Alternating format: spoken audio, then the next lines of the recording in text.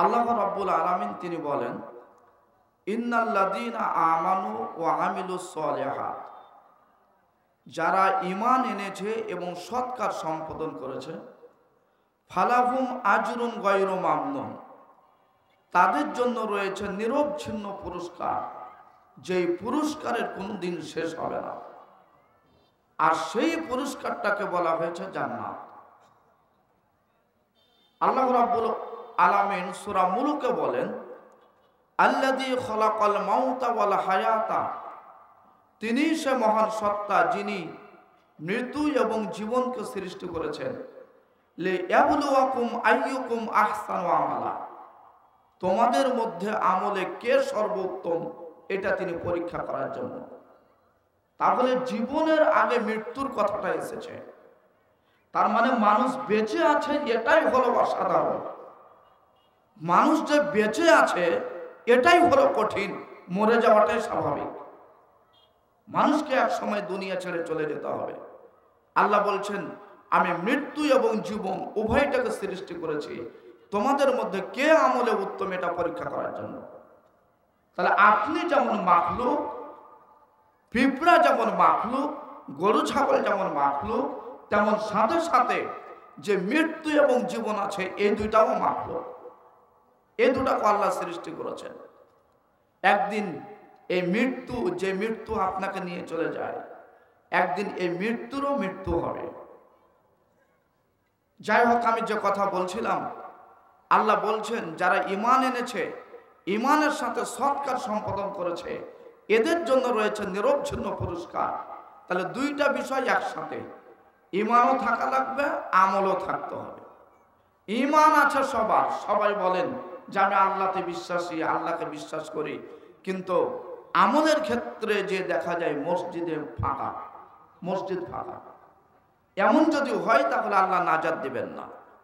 ঈমান যেমন বলেছেন, ঈমানের সাথে সাথে আমলে পরিণত করতে হবে, আমলে বাস্তবায়ন করতে হবে। আজকে বর্তমান সময়ে প্রত্যেকটা গ্রামে শিক্ষিতের সংখ্যা বেড়ে চলেছে।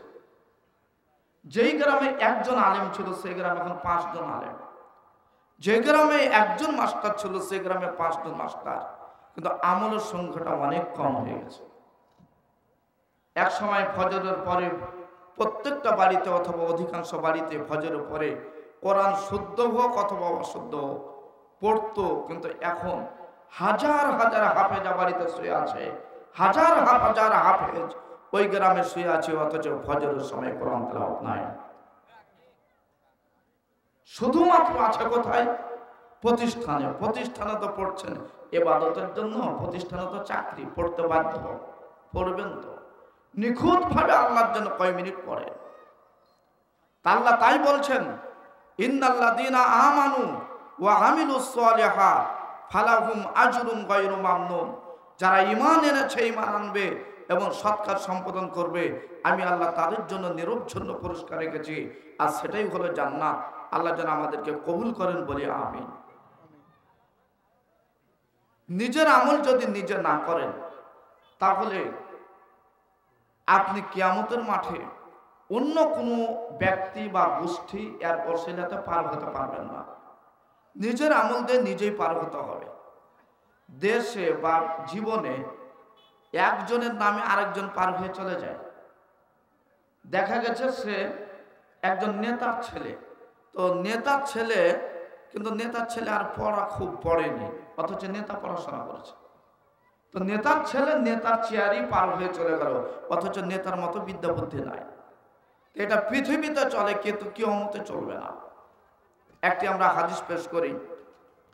আবু হুরায়রা রাদিয়াল্লাহু তাআলা আনহু বলেন, রাসূলুল্লাহ সাল্লাল্লাহু আলাইহি ওয়াসাল্লাম বলেছেন, মান নাফাসা আম মুমিনিন কুরবাতাম মিন কুরাবিদ দুনিয়া, যে ব্যক্তি পৃথিবীতে কোনো মানুষের কোনো সংকট দূর করবে, কোনো সমস্যা দূর করবে, তো নাফাসাল্লাহু আনহু ইয়াউমাল কিয়ামা, আল্লাহ কিয়ামতের দিন তার সংকট দূর করে দিবেন।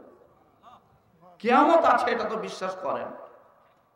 এক শ্রেণীর মানুষ জান্নাত জাহান্নাম কোথায় আছে এ উজুদ, এ অস্তিত্ব খুঁজতে যে তারা ইসলামের বাইরে চলে গেছে।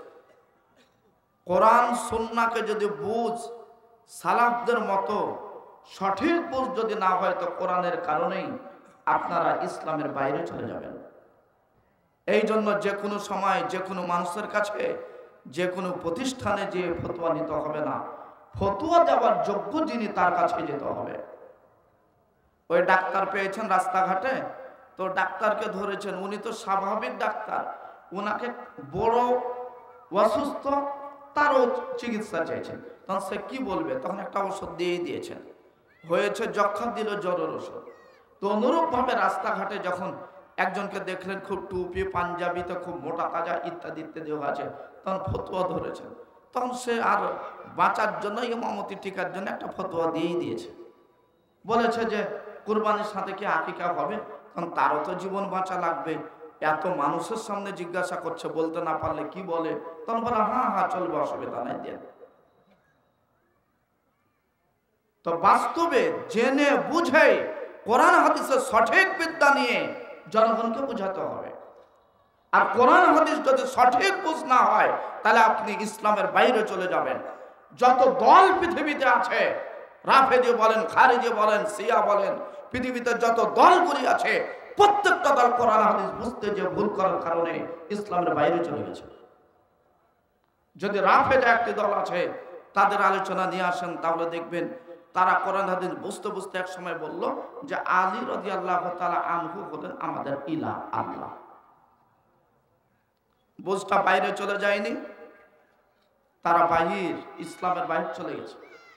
শিয়া একটা দল, তারাও কোরআন হাদিস কিছু না কিছু বুঝে, তারা বুঝতে বুঝতে এ পর্যায়ে যে তারা দাঁড়ালো যে আবু বকর, উসমান, আলী, এই দু চারজন সাহাবী ব্যতীত কোন সাহাবী নয়, এই মতের উপর তারা দাঁড়িয়ে গেল।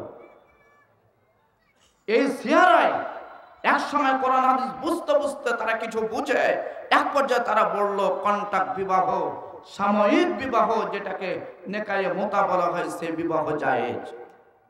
অথচ নবী মুহাম্মদ রাসূলুল্লাহ সাল্লাল্লাহু আলাইহি সাল্লাম বলে গেছেন কিয়ামত পর্যন্ত নেকায়ে মোতা জায়েজ হবে না। তাহলে এই কোরআন হাদিস যদি বুঝে ভুল থাকে, তাহলে বুঝে ভুল হওয়ার কারণে আপনি কোনো সময় ইসলামের বাইরেও চলে যেতে পারেন। তাহলে এটা এমন একটি কিতাব যেটা রাস্তাঘাটের নয়, এটা এমন একটি কিতাব যে স্বাভাবিক গবেষণা নয়, এটা এমন একটি কিতাব যে দোকানে বসা নয়। সারা পৃথিবীতে যত সাবজেক্ট এসেছে তার মধ্যে সবচাইতে শ্রেষ্ঠ কিতাব হলো আল কোরআন। কাজেই গণিত পড়তে যদি 20 বছর লাগে, পদার্থ পড়তে যদি 30 বছর লাগে, তো স্বাভাবিক তার ডবল বছর লাগবে কোরআন বুঝতে। এই জন্য আল্লাহ বলেছেন ইকরা বিসমি রাব্বিকাল্লাযী খলাক, প্রথম আয়াত নাজিল করেছিলেন পড়ো তোমার প্রভুর নামে যিনি সৃষ্টি করেছেন। আর তার বহুদিন পূর্বে আয়াত নাজিল হয়েছে আফালা ইয়াতাদাক্কারুনাল কোরআন আফালা ইয়াতাদাব্বারুনাল কোরআন, তারা কি কোরআন গবেষণা করে দেখবে না, কোরআন কি চিন্তা করবে না? তার মানে পড়া এবং গবেষণা আলাদা। যারা রমজান মাস পাবেন, কোরআন পড়তে পারেন, কোরআনের সাথে সাথে কোরআনের গবেষণার দিকে যেতে হবে। মানুষকে শুনিয়ে নয়, আল্লাহর প্রতি বিশ্বাস রেখে, আল্লাহর প্রতি ভরসা রেখে আপনাকে কাজ করে এগিয়ে যেতে হবে। সম্মানিত উপস্থিতি, যে কথা বলছিলাম, কোরআন সুন্নাহ যদি ভালোভাবে না বুঝেন, তাহলে এটাই উল্টো পালট বুঝার জন্যই আপনি ইসলাম থেকে বাইরে চলে যেতে পারেন। যদি যশোর, খুলনা, সাতক্ষীরা, বরিশাল এইদিকে যদি যান, তাহলে তারা মাজারে যে সিজদা করছে তাদেরও দলিল আছে, তবে তাদের বুঝটা ভ্রান্ত বুঝ। তারা কি বলছে? তারা বলছে কে বলছে সিজদা করা যাবে না? সিজদা এ কারণেই করি, আমাদের বাপ পৃথিবী ছেড়ে চলে গেছেন আদম আলাইহিস সালাম, তাকে তো ফেরেশতাদেরকে নির্দেশ দিয়েছিলেন যে তাকে সিজদা করো। দেখেন তাদের কথা আছে, বুঝটা ঠিক হয়নি। আমি যেটা বলছি, কোরআন হাদিস যদি সঠিকভাবে না বুঝেন, তাহলে কোরআন হাদিস ভ্রান্তভাবে বুঝার কারণে আপনি ইসলাম থেকে বাইরে চলে যেতে পারেন। আল্লাহ যেন হেফাজত করেন, বলি আমিন।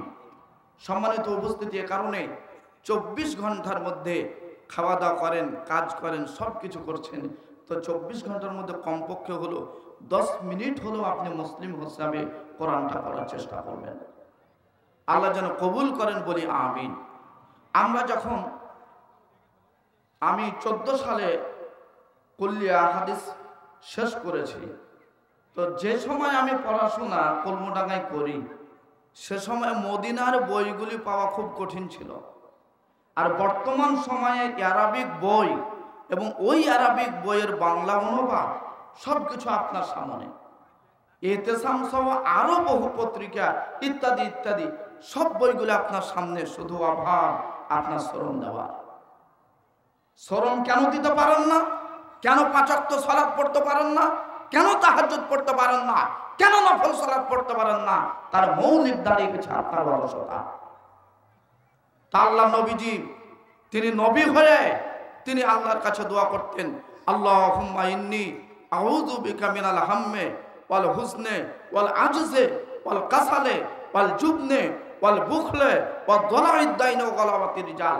কয়েকটা বাক্য বলতেন, তার মধ্যে একটা হতো যে আল্লাহ আমি তোমার কাছে অলসতা থেকে আশ্রয় চাই। কারণ অলসতা যদি শরীরে চলে আসে তাহলে আপনি কোনো ইবাদত করতে পারবেন না।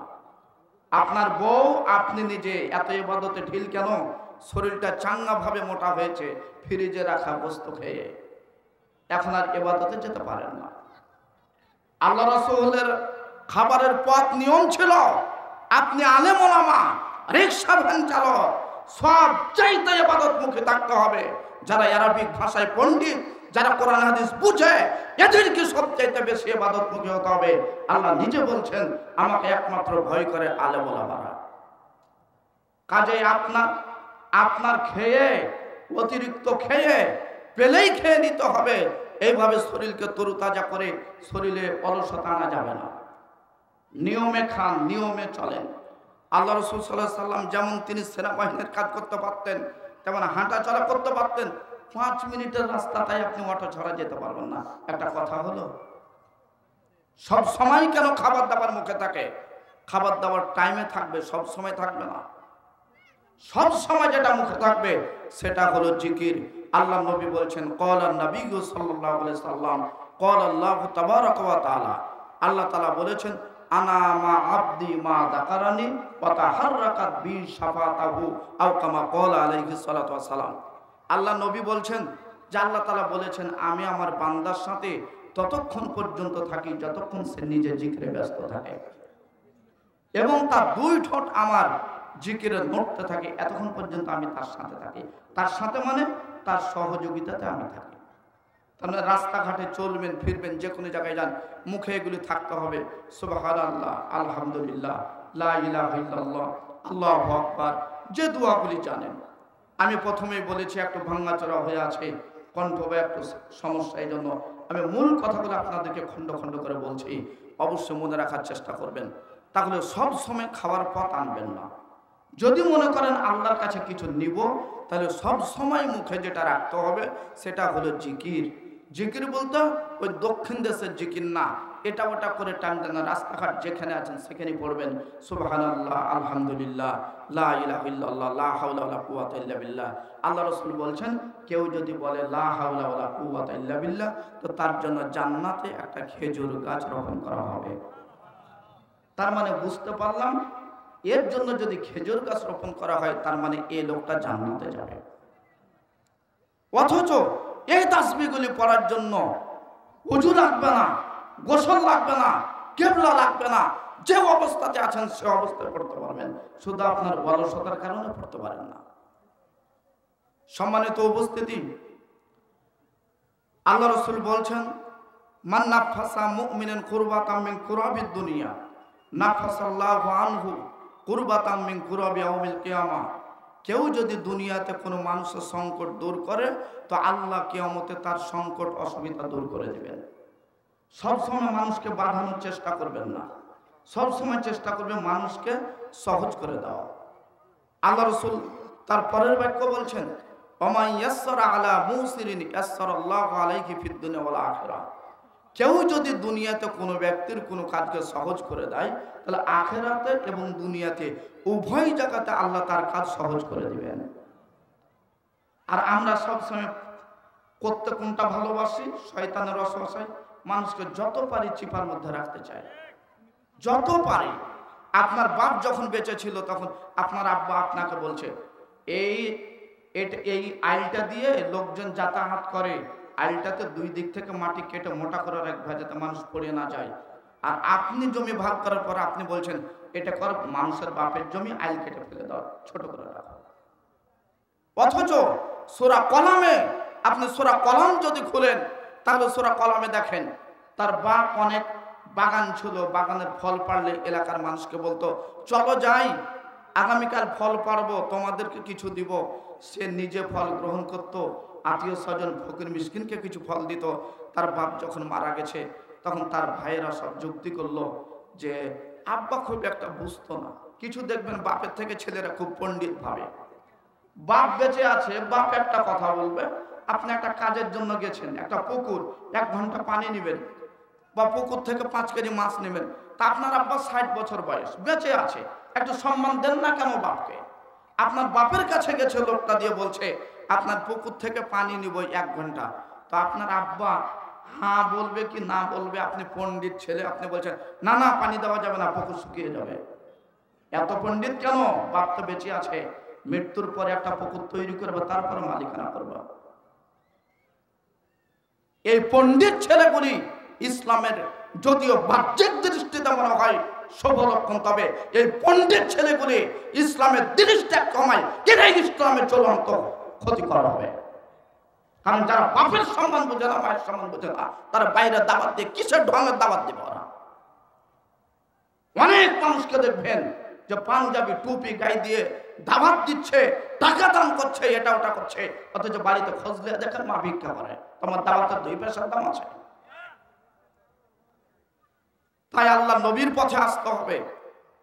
ওই কয়েকটা ব্যক্তি, কয়েক ভাই বলছে আব্বা খুব বুঝতো না, আব্বা ফকির মিসকিনকে ফল দিয়ে দিত, আব্বা বুঝতো না। এইবার আমরা করব কি, ফল পারবো সকালবেলা রাতে যাতে কেউ জানতে না পারে।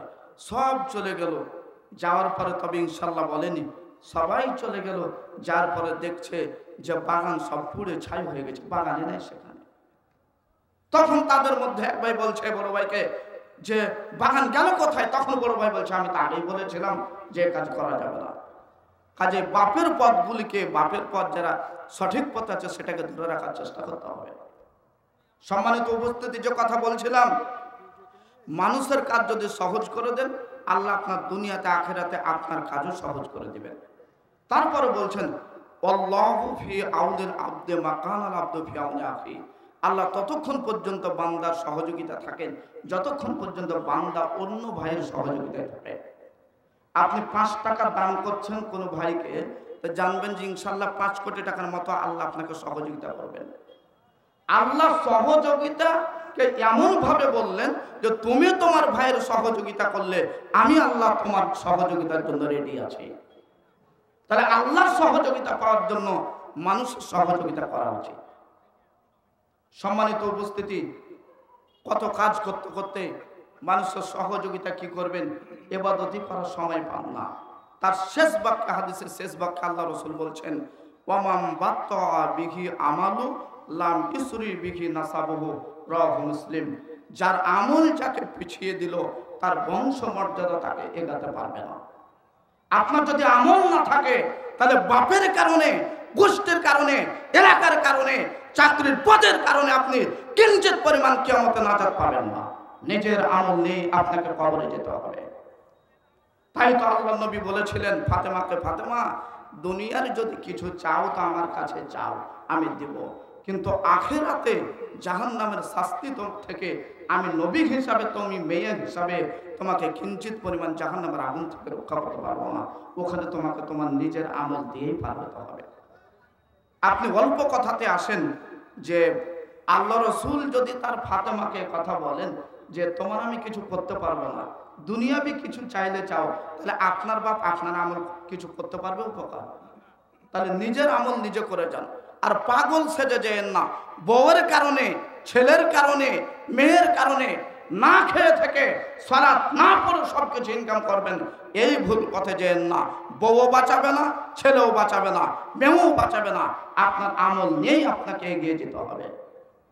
অনেক সময় আমরা কেন সালাত পড়তে পারি না? ওই সংসারের কাজের জন্য।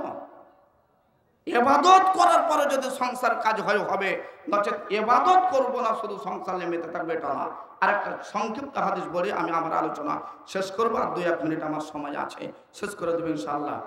আল্লাহ রসুল বলছেন, আল্লাহ তাআলা বলেছেন, হে বনি আদম, তোমরা আমার জন্য ইবাদতের একটা সময় বের করো, তাহলে আমি আল্লাহ তোমাদেরকে অভাব মুক্ত করে দেব। বলি আলহামদুলিল্লাহ। এবং তোমাদের ব্যস্ততাকে আমি কমিয়ে দেব। ওয়াইল্লাম তাফাল, আর এমন যদি না করো, ইবাদতের জন্য যদি সময় বের না করো, তাহলে আমি তোমার 2 হাতকে ব্যস্ততা দিয়ে পরিপূর্ণ করে দেব, আর আমি তোমার অভাব দূর করব না।